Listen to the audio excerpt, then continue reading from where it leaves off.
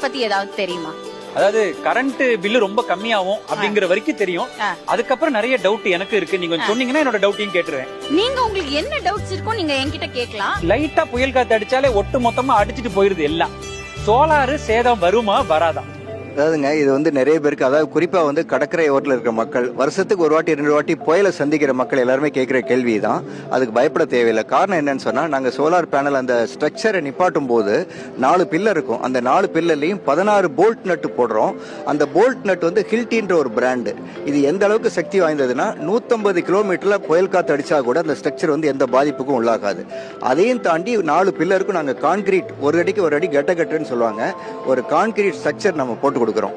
So ஒரு பக்கம் அந்த போல்ட் நட், இன்னொரு பக்கம் அந்த concrete structure, all put together, even if 150 கிலோமீட்டர்ல புயல் காத்து அடிச்சா கூட சிஸ்டம் வில் பி சேஃப்.